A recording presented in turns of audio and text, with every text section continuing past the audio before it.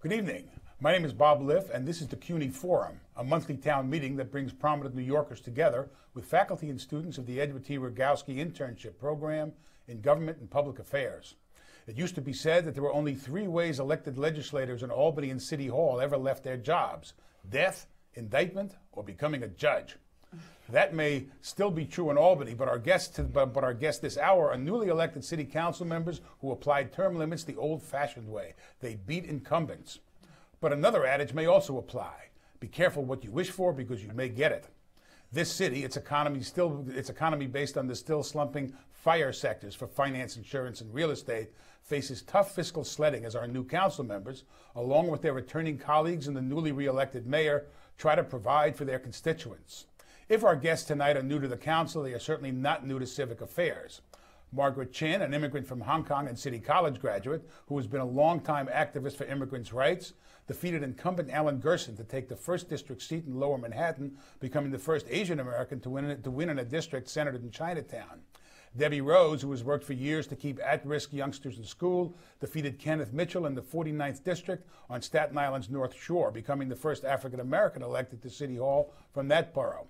Jomani Williams, a Brooklyn College graduate, as am I, is a veteran tenants' rights and affordable housing activist who defeated Kendall Stewart in the Flatbush-based 45th District in Brooklyn. And Danny Drom, who spent 24 years as a teacher, along with a wide range of union and civic involvement, defeated Helen Sears in Queens' 25th District that stretches from Jackson Heights to Woodside and Rego Park. We're delighted to have an opportunity to get to know them, find out a little bit about how they got here, and what they hope to do. Let me start with you, Danny, on the end. Tell us a little bit about yourself and how it was that you defeated an incumbent. Well, it was a lot of grassroots work, a lot of knocking on doors, a lot of reaching out to the neighbors in the community. And it started actually a long time ago in 1992 with a hate crime and a curriculum. And education has always been my passion, and everything in education is connected to politics. And it took me a little bit of a while to realize that, but I knew that if I wanted to affect the political structure, if I wanted to affect change, I had to affect the political structure. And that's what drove me into politics. Debbie, you ran once before. You've Yes, been active in politics in Staten Island and active in civic affairs. What was different this time? Well, in 2001 I ran, and I was told that I couldn't possibly win, that I must be crazy. No one of color from Staten Island had been elected to any office ever. And so I worked from 2001 building a base and building constituents that supported my agenda, or I actually supported their agenda. And this time it was different because I ran 3 times in a special, which I lost by 300 votes. And I wound up winning the primary and then the general election. So this time it was that I had a lot of name recognition. I had a base of supporters that really believed that it was time for a change on Staten Island. Jomani Williams, what happened in the 45th District? I won. Yes, you did. That's why you're here. Yes, sir. Well, first I'd like to mention I have Tourette syndrome, so people may see me move or make a noise, but I'm as cool as a fan. I'm okay. I think some of the things that were said, I'd echo it. I think, I'm a believer in God, so I believe there was a huge part of it as well. But in addition to that, we just had such a wide range of broad-based appeal for change in that district. And I think across the city, I was very impressed with voters across the city on primary day that really said we want to be listened to. I think term limits had a big part to do with it. People were very angry that people had repealed what they had voted for twice. And in addition, I think there was a few issues in my district that people were tired of dealing with. And we just picked up a lot of support, a lot of door knocking. I went through a pair of shoes and 2 blisters. And we just did a lot of grassroots work. Margaret, you also ran before. What was different? Well, 4th time is a charm. Was it really the 4th time? Yes, yes. I think it's similar. A lot of grassroots organizing and door knocking. I've worked very hard in the campaign. I also started 2 years before. I started in 2007, raising the funds and organizing the support. But I think the bottom line is that I have a strong track record in the community, over 35 years of working in the community. and getting to know a lot of people. And name recognition is there. And this time I worked very hard. And even though none of the elected officials, none of the unions supported me in the primary, I won overwhelmingly. How much did term limits, and all of you jump in and have this discussion, the vote on term limits, which obviously bedeviled the mayor, I think had a lot to do with Comptroller Thompson coming as close to the mayor in the mayoral election. Did that resound in your elections? Term limits played a part in my victory, but not in a strange way. I think that in some ways what happened is that some of the incumbents got a little bit lazy, let me put it that way, and they didn't work their last 4 years. They realized that they were lame ducks, and I think that's one of the problems that we can see with term limits. And I think the fact that the incumbent that I ran against did not work the district for the last 4 years was very, very beneficial to me.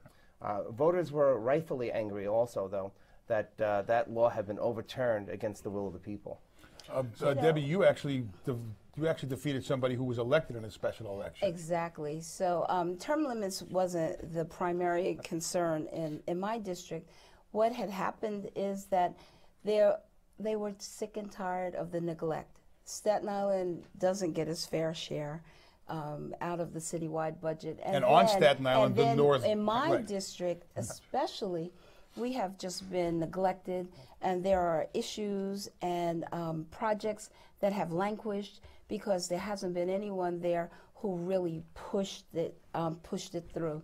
So they were looking for a vocal advocate, someone who had a lot of experience as a community activist, who would push those projects through and make sure that Staten Island's North Shore got its fair share. Jemani, in your case, you had an incumbent who had two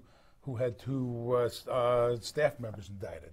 Yeah, so I mean, we had obviously a lot of issues, but just to the term limits, from the beginning of when that became an issue, I knew that it would really affect those incumbents who had done less work. So like the weaker incumbents, I believed, would fare worse than some of the stronger incumbents. Although they would feel it, I didn't think it would be enough to take them out, and I was kind of right. And my incumbent, actually, he was one of 5 council members who actually co-sponsored the bill that went with the mayor. So that was a big talking point. But in addition to that, I don't think, as in Councilmember-elect Drum's case, I don't think the district was well served by the incumbent, and I think he didn't realize that the district was very dissatisfied with the service that he had given.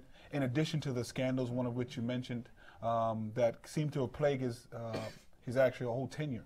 I just came back at him, and he really, like some of the other incumbents, really didn't feel they had a race, really were kind of lazy when it came to campaigning. And as an organizer, I really took advantage of that. People really didn't see me coming as a young organizer. They didn't expect the massive support that we received. So you were a community organizer who won. Have we heard that before? I think we have somewhere. Margaret, same kind of question.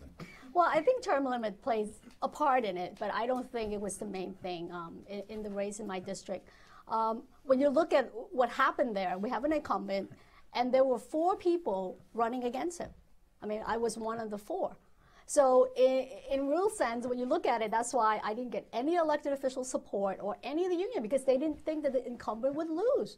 You have 4 people challenging him, and 4 people would divide up, the opposition. But I was very confident that all the years that I have worked in the community, and also the hopes and aspiration of the people in the district, especially in the Chinese community.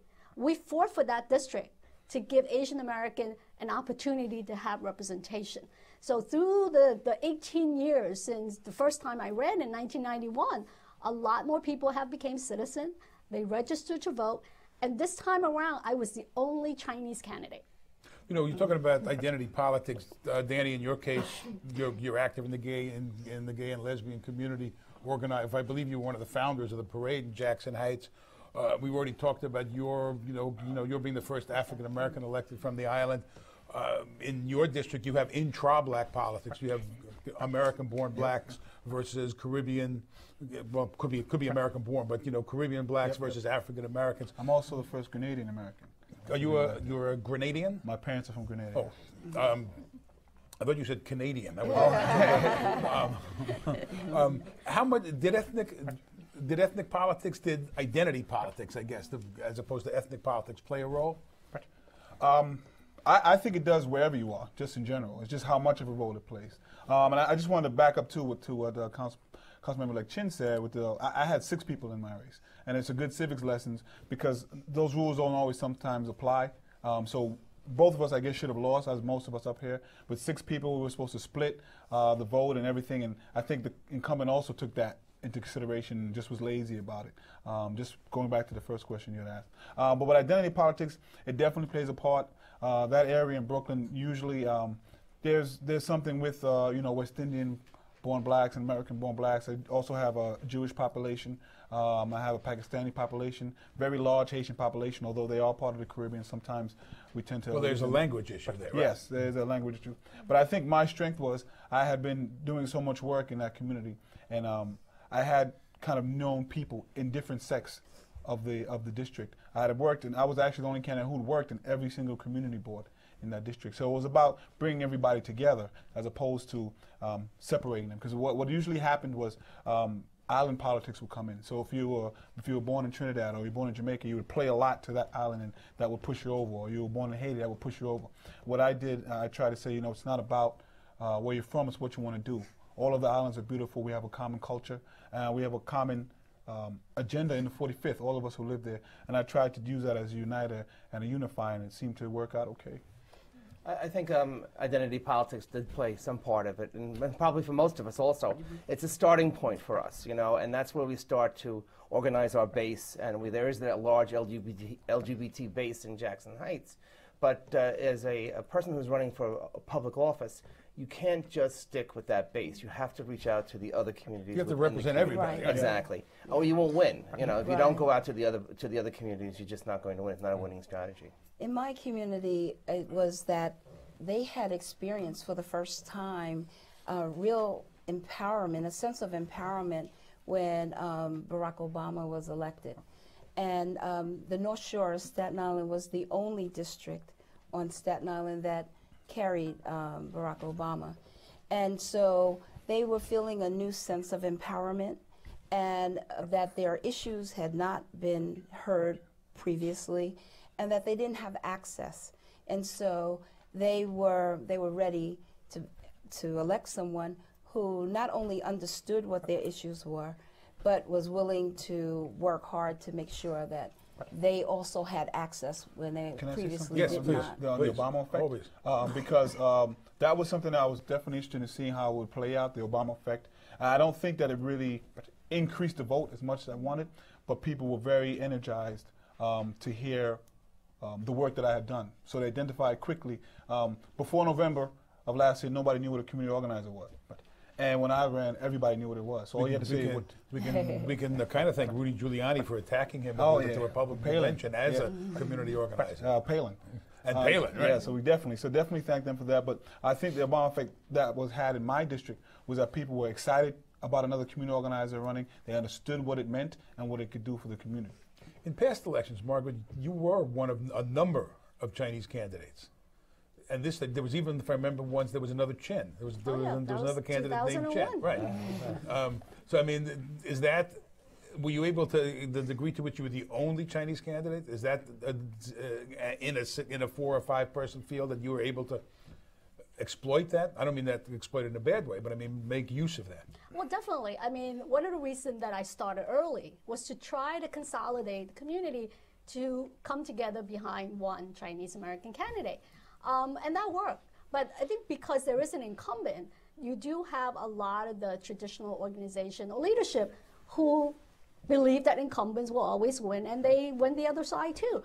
But I think that is also my, years and years of community activism and organizing that I work in different part of the district, especially around organizing tenants. So in Tribeca, I work with tenants who were in former Mitchell-Lama building, and Lower East Side, I work with people who was in Project Bay Section 8 building. So I had base of support all over the district. The base in Chinatown was helpful, especially with fundraising in the beginning. But I had to, branch out, and I had to reconnect with all the people that I worked with all these years. And being the only Chinese American candidate helps. Being the only woman candidate also helped. So all the combination just all came together. Well, I think that's why, because you're new to the council, but you're all not new to civic affairs. I do want to move to substance, but the reporter in me won't permit me to get away without giving you a little bit of trouble and asking you, one of the first votes you're going to be asked to take is for a new speaker. Have you been reached out to by Speaker Quinn? Have you been reached out to by any other candidates? Is that process already underway? And who are you going to vote for? Please.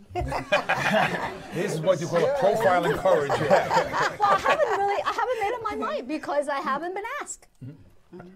You know, that's plain and simple. Part of the reason I'm asking this is that for the first time, the City Council will have a majority of its members from minority communities. I stumble over using the word minority since everybody in this city is now a minority. Nobody is a majority. So, you know, minority in this city might even be unless it applies to everybody, it may not have as much meaning as it used to. But Black, Latino, and Asian members now comprise a majority for the first time in the City Council. But I mean, does anybody want to be brave enough to tackle the speakership issue? Well, I'm not a council member yet, so I won't be casting my vote for a little while. Right. So I'm thinking about, you know, some other things. But, you know, obviously this is something that's looming. I don't know that anybody has publicly said they're running except for the speaker. But we met a few times and it hasn't come up. So it really, there's no pressure right now. I think this is the time people are really thinking. So you know, I haven't committed to anyone. Has anybody else talked to you about it? People talk all the time. Well, I'm sure. I mean, any other, I'm the host. I have to be nice. No one has actually reached out to me to ask for support, nor has it even been a topic of conversation. So I'm waiting to get sworn in and to get there so that we can start to deal with the issues that are very important to the constituents in my district. So I'm waiting to see how this works out, and then I'll make a decision. I've spoken to the speaker on a number of occasions, and she's actually a good friend. We go back about 20 years. We started community organizing in Greenwich Village and with the LGBT community and stuff. And I like Speaker Quinn, and I think she's done a very good job. But there's still a lot of give and take that's going on between all the council members in terms of what's going to happen with the speakership. And but I think she's well positioned at this point, and we'll see as we move down the road. The other political question, again, before I move to what kind of committees you want to get into, which is kind of a way to segue into substance, is one of the things that the speaker's been criticized for is her closeness to the mayor in the sense of not serving as much of a counterpoint as some people would like to see her. Do you agree with that? Do you think that, especially with a mayor who was elected with as small a majority as he was, as surprised as all of us so-called experts may be at that fact, I mean, how does the relationship between the council and the mayor play out? Well, I think just in general, sometimes I agree with the council and sometimes I didn't. And I think that's a good way to put it. And right now I'm very excited about the freshman classes coming in. I think they're progressive. There's a lot of community organizers. And I believe they're going to be very staunch and vocal when there's disagreements with the mayor, and hopefully a little more vocal than was in the previous time on a few issues that I think they could have been a little more vocal on. So I'm excited about that. Right. I'm going there to make sure that the voice of my constituents are being heard. And if the mayor is voting in that, in their interest, then I won't have a problem. If it's not, I won't have a problem, saying that this is not, I don't agree. The same with the speaker. I think that's what makes this class very different. I think that we all are coming in with ideas and the ability to really represent our districts and our constituents. And they're all different. So there's going to be different sides, and people are going to have different takes on it, and there'll be disagreements. But what I do know about, the freshman class is that everyone will know where we stand on each side of the issues. Has the freshman class gotten together as a class yet? That's going to actually occur December 1st when we go for city council training. That's when you go to council, what's called council school, is the training and the various things you do. But we've been, meeting on different issues and stuff. Running into each other at different events.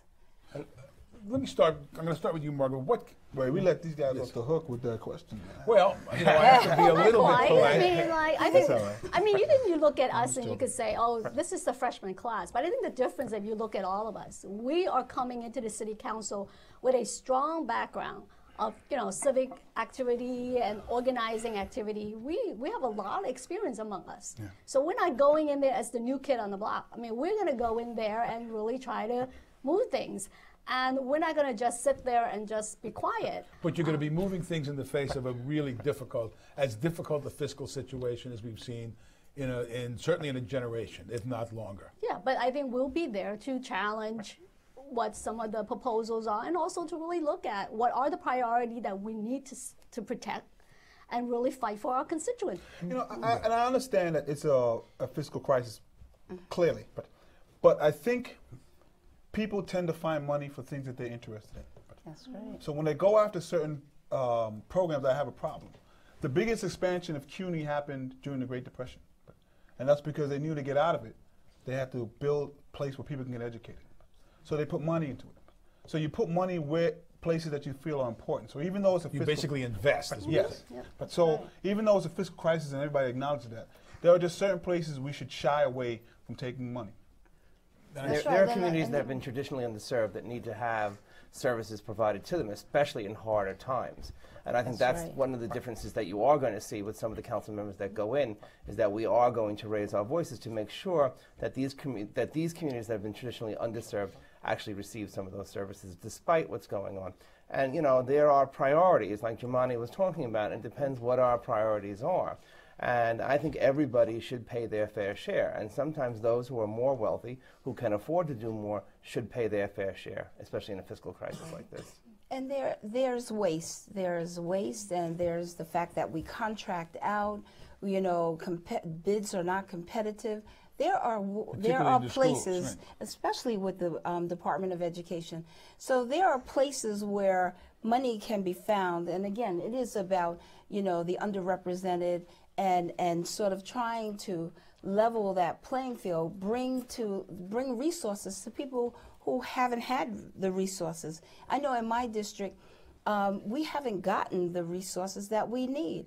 So it's a matter of making sure that when we prioritize, that they are not the ones that wind up not getting. Let me ask you, I'm going to go down the line in this. Obviously, you have both a district interest and you're now citywide lawmakers. You have to reach citywide and take care of your own. What committee do you want to be on, and why?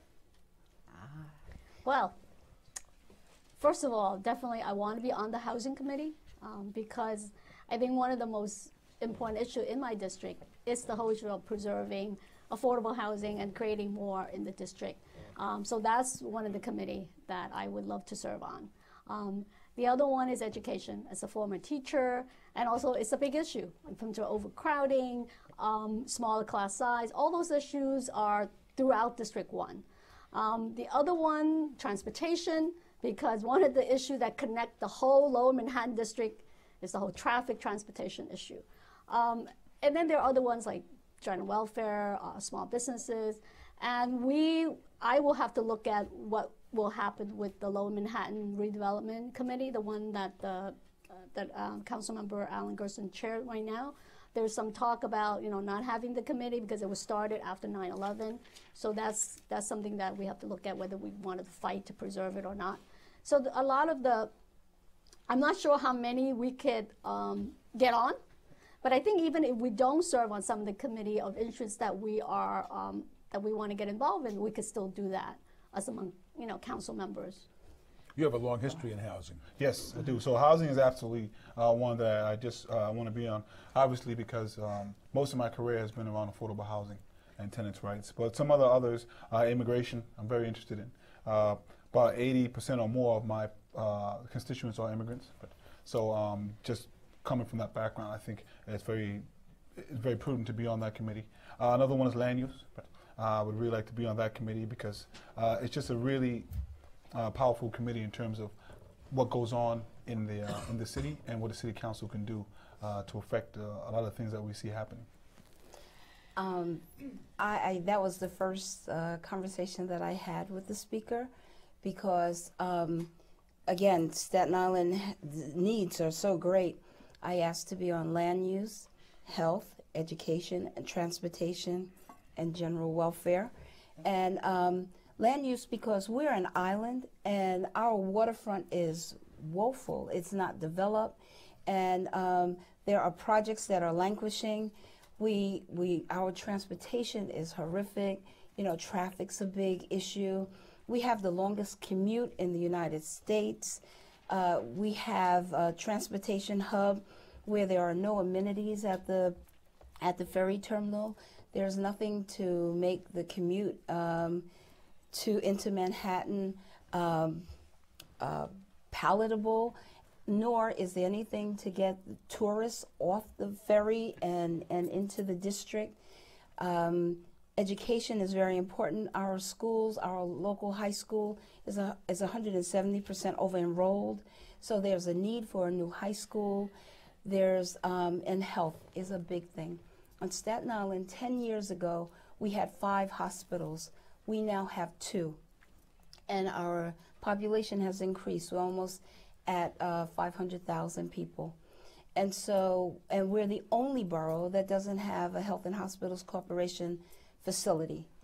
And so the burden has been on our 2 private hospitals to provide services for the underinsured and the uninsured, and it's taken its toll, and they're just hanging on, you know, by a very slender thread.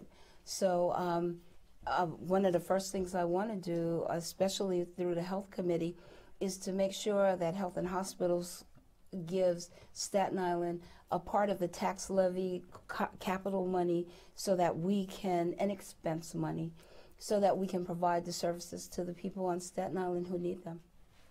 I definitely want to be on the Education Committee. You know, that's how I got my start in politics. 3/4 of the schools in my district are overcrowded, and that's an unacceptable situation. We're talking about a whole another generation of youth moving forward without having received an adequate or quality education. So that's something that I definitely want to fight for. And I know the classroom. I left the classroom a week and a half ago. I taught up until about a week and a half ago. What grade did you teach? I taught 4th grade for 18 years, and I taught social studies for 8 years after that. And so I know curriculum also, and nobody's going to be able to pull the wool over my eyes in terms of what I know kids need to know in order to learn in the public school system.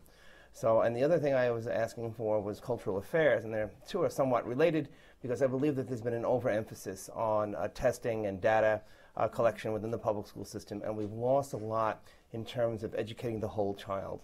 And the arts are a very big part of that. I've always been tremendously interested in the arts, and including the arts in our public education system.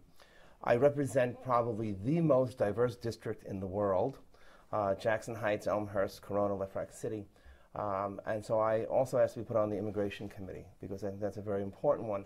And we have a large day laborer issue in my district, and I would like to see a day laborer immigration center built to address the needs of that population, because they're really the voiceless in my community. They don't have a voice. And there's also need for additional green space and other quality of life issues in my community, so I've asked to be put on parks as well. So those are basically my top priorities. Do you all, I mean, what are you all hearing about the budget and the degree to which a lot of what you're talking about in terms of additional housing, in terms of lowering class size? I have 2 kids in public schools, costs money. Well, one of the things, like Debbie said, is that there is a lot of waste, and one of the areas that they could probably cut back in is these no-bid contracts that the Board of Ed distributes, especially for data collection. And you know, having been a teacher for 25 years, there is a role for data and there is a role for testing, but it's only one measure really of a student's success. And I think if we cut back on some of that stuff, that would free up some of the funding. There's a tremendous amount of waste that goes on in the Department of Education. I think that needs to be looked at more carefully. We can make some savings there. And I think we have to be creative in terms of how we protect our students, because they are the next generation. And when we talk about priorities, I think education needs to remain being the top priority in the city. Otherwise, we're doomed to have, you know, we remember what happened in the 70s when the schools really began to fall apart, and there was a major decline during that fiscal crisis, and we can't allow that to happen again in the city. In terms of housing, the biggest thing is not necessarily building, is preserving the affordable housing that we have. So I know there's been a big push to build and build, but we can't outbuild ourselves out of the problem. We have to preserve what we have. And there's been always a lot of pushback in Albany and in the city whenever the housing advocates are trying to put in laws to preserve this housing. And so that's what I'm going to be pushing for, to make sure that laws are passed that have to do with preservation. As well as the Rent Guidelines Board is a big key in that, because every year the rent goes up and up and up and up. And rent stabilization and rent control is a form of, is a preservation program.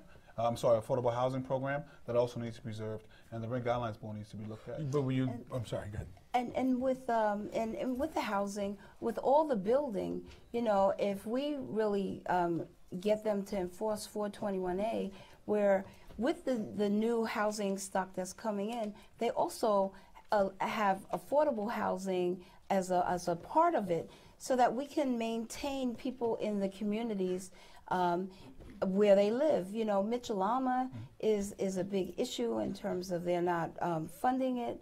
In my district, and buildings trying to come out of it. Trying to come out, and you know what is going to happen with all of those people who are used to living in this affordable housing.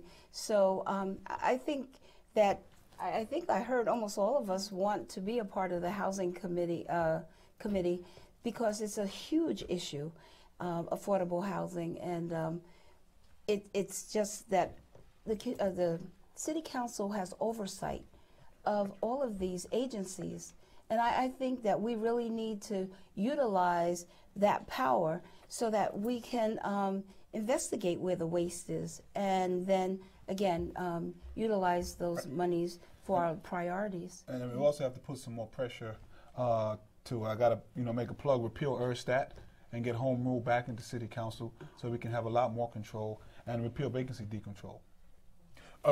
How likely is that, knowing Albany's dysfunction? Up until the wonderful events early this year, we thought it was very likely. Yeah. And I hope it's likely again. I know they're trying to get through some things. It was always, if the Democrats take over the Senate, we would get some of these things passed. They did, and they sort of did. They sort of did, depending on the time period you're asking about. Right. So I'm always pragmatically optimistic. I believe it can be done with a little more pressure and some more hard work. But I'm hoping and believing that we can get it done. Before we go to questions, I think with that is that the difference will be the kind of activism that we'll be bringing into the city council and the organizing, because part of it is working with our state government and the federal government to make sure that they provide the resources they have to. So there will be a lot of organizing and advocating, and even going to Albany and going to Washington to pressure them to give us the resources. When the stimulus money came to city and some of it went to the health department, people don't even know what happened to the money. So part of our responsibility of oversight on these city agencies, we will be asking those tough questions. What are you spending the money on? And what are the results? And how come our communities are not being served by it? So we're going to be tough on those issues. The Albany dysfunction in particular, we're entering into an Albany election year, whether it's Governor Patterson or it's Attorney General Cuomo running, or there's going to be a Senate race. Does all that politics and the pressure not to raise taxes, not to kick more money down towards the city, have a negative impact on the kinds of things you all are talking about? I'm sorry, can you repeat everything? Well, for instance, you have people up in Albany, arguably the New York City is actually a good example compared, people around the country think that we're a bad example. When it comes to fiscal integrity, we're a very good example, especially compared to what's going on up in Albany. Mm-hmm. But you talked about the ERSTAT rule. We could be voted out of existence. We are totally kind of a colony of the state government. So does their dysfunction undermine your ability to do the kinds of things you want to talk about? Well, as a new elected, I'm looking forward to working with my colleagues in state government. But there are some things. Well said. But there are some things I think that should get some more attention paid to it, and I'm hoping what I can do as a city council member can help them in some way do that. Obviously, everybody knows about Albany and the dysfunction going there. It's around the country, people kind of know about Albany. And there's a lot of different reasons. I'm not sure in our program we can get to all. But obviously it makes it a little more difficult to get things done that we would want to see done. In my case, I've already taken the step of endorsing Assemblyman Jose Peralta against Senator Hiram Montserrat, because I believe that Senator Montserrat was one of the reasons why we had the coup up there in Albany. And I think that there is going to be a lot of payback because of that coup that happened. So I think every state senator is somewhat vulnerable because of the dysfunction that happened in Albany. And so more so than even just the issue of taxes, I think the whole issue of what happened up there last June is what's going to weigh the most and when people go out to vote for the state Senate. I think also that the same way as term limits, I think it's going to affect the weaker electeds more than the people who are more popular in the district. And I think because of who we are in the city council, we're going to put a lot of pressure on the state, because we have to be able to do our job. And so but you really depend on them to be able to do your job. Exactly. And so, I see the city council pressuring them to get their job done. I know I've spoken with my electeds, my state officials, and we're working together to make sure that we can, on all sides, deliver to the community, deliver to the district. I think that's a fundamental difference with the new members of the city council that are coming in. We view ourselves, because of our role in the past, as being advocates, continuing advocates for our community, and being voices to speak out against that and to make sure that we can bring back the resources that our communities traditionally have not gotten. And that's how we view ourselves in our new role. But of course, there comes a point at which an outsider becomes an insider. It's almost like a regular used to be a reformer until they were elected. Well, I don't think in our case, because we've been out there so long, right? That we're ready to come in and really shake things up a little bit. Yeah. But I think with the state, Margaret and I to get in. That's right. I don't think that's going to happen anytime soon. Everyone around me to make sure I stay grounded and stay level, because I think that's a good point that you brought up. I don't think people that we look at with disdain now came in that way. They probably came in with a different mindset and something happened.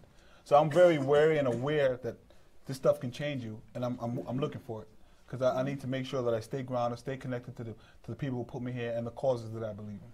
I'm setting up small little special interest groups. I know in government special interest isn't a good term. You mean focus groups. But okay, we would say focus groups.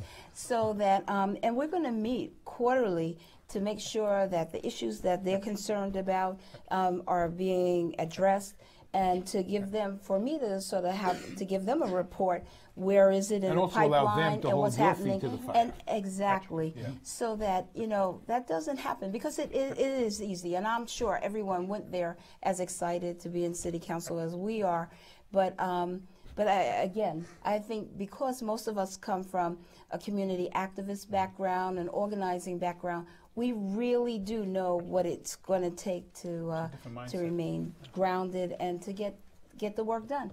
We are used to advocating and getting the job done with no resources. Yeah. So you may have to do that and again. And we will have to use those skills. Another thing for me personally, I hope not, but another thing for me personally is that I did serve 25 years as a New York City public school teacher. I actually have a pension, and this is actually a second career for me. And that's the way that I look at it. And I would like to be reelected again, but if I don't get reelected again because I'm speaking out in the way that I feel that I should on the issues that matter most to my constituents, then so be it. Good. Yes, sir. Tell us your name and your campus, please. Hi, my name is Charlie Sambo. I'm from Hunter College, and my question is concerning the New York City Legislature. As of now, it's a unicameral body. It's a bicameral body now.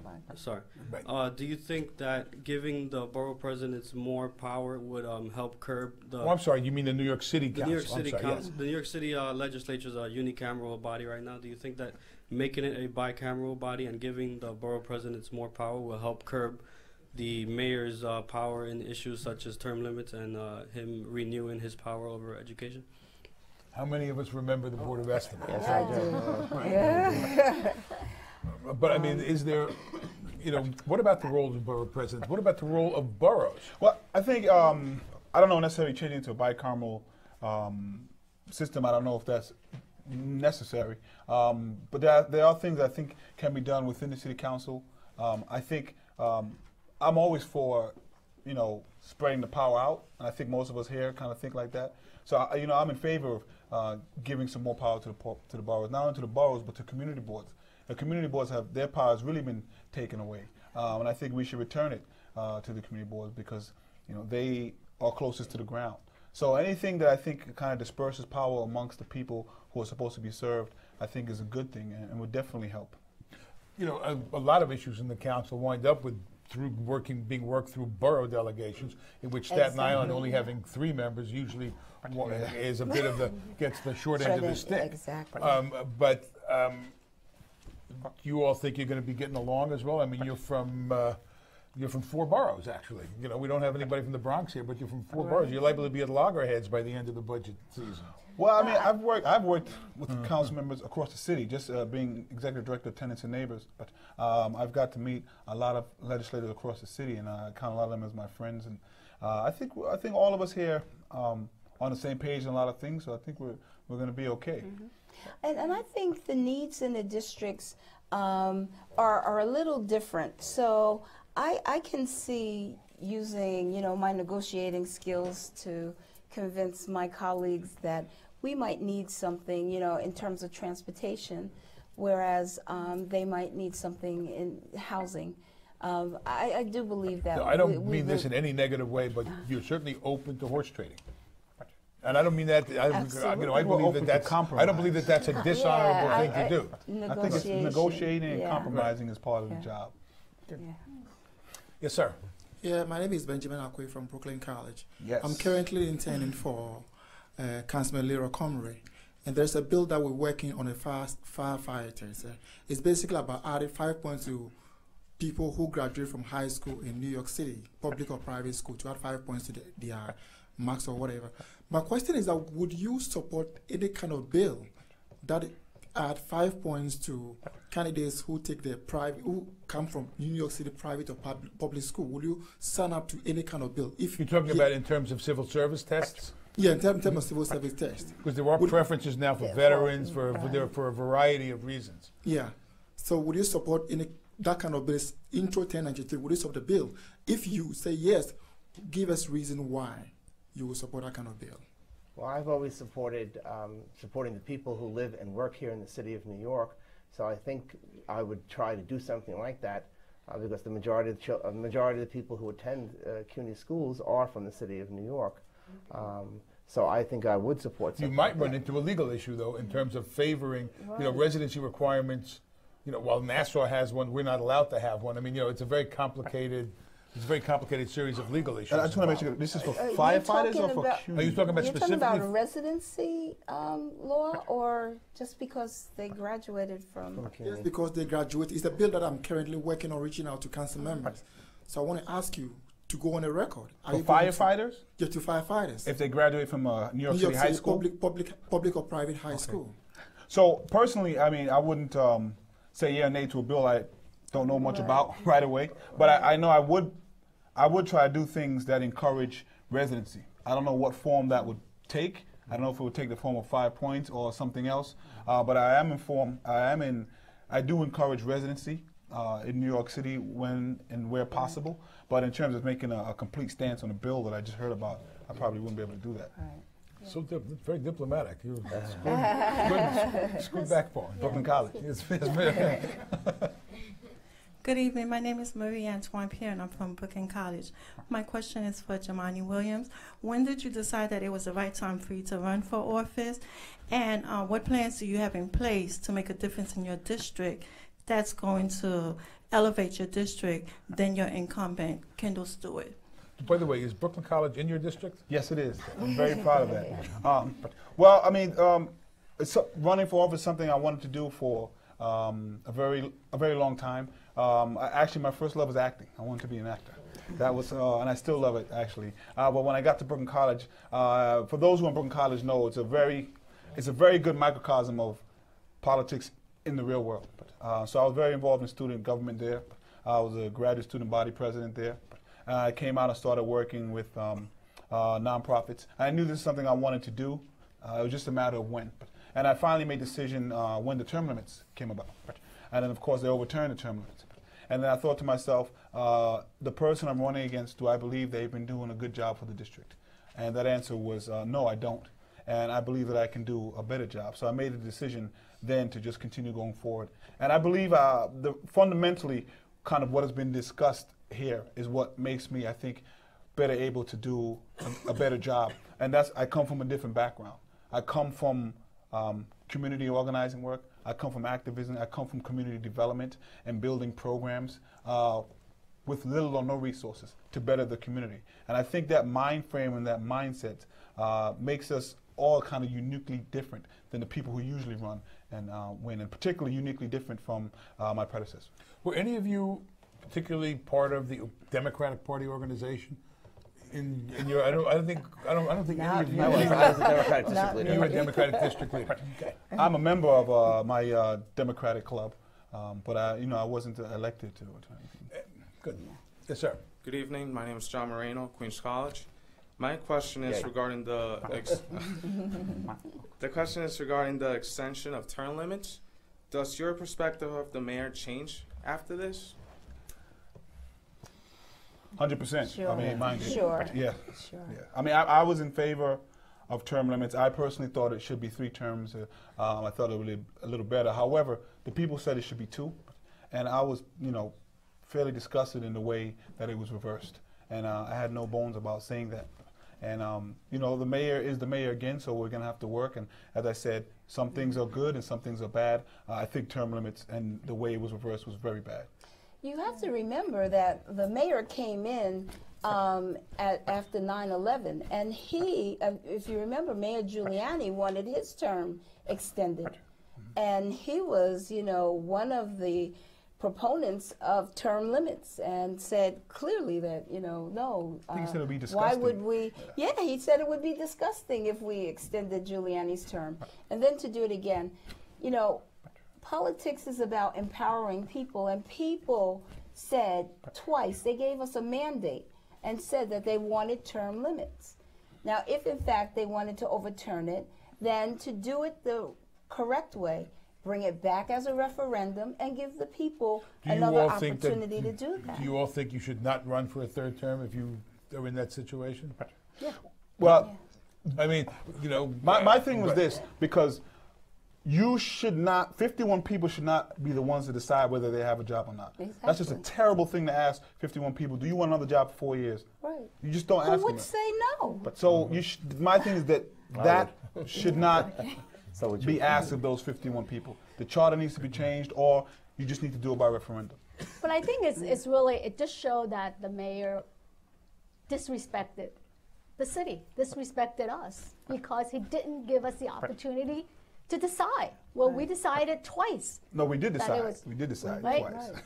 Before. Yeah. And he was so afraid that maybe he knew that if we threw it back out on a referendum, we would have voted the same way again, and he would not have gotten his 3rd term. And the fact that he spent so much money on his reelection, and the most gratifying part is that we came this close, okay? And I think that if a lot more people would have just, come behind Bill Thompson. Yeah. Well, he's our mayor, and we're going to have to work with him. I think because each of the 4 of us,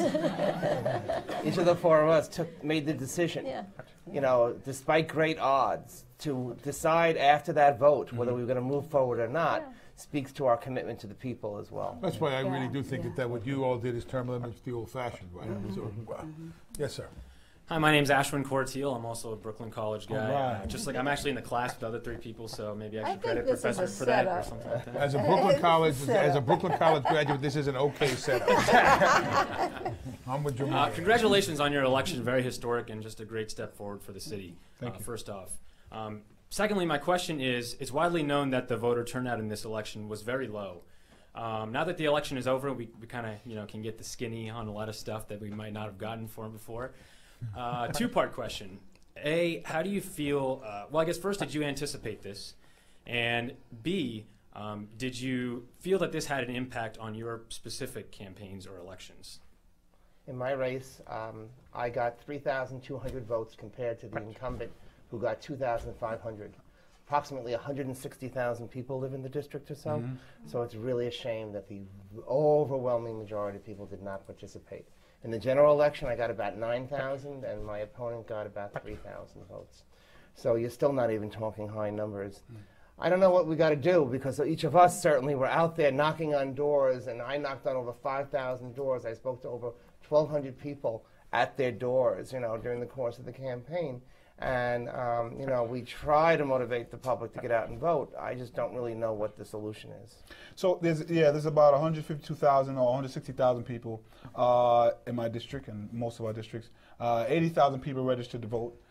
For primary, was it about maybe 11,000 or 9,000, something like that, came out to vote. We went from a historic high turnout in November of last year to a historic low turnout when they had the runoff for public advocate and comptroller. So it is a big problem. It was something that we definitely anticipated, that there would be a low turnout. Unfortunately, we were hoping maybe some Obama voters would come out.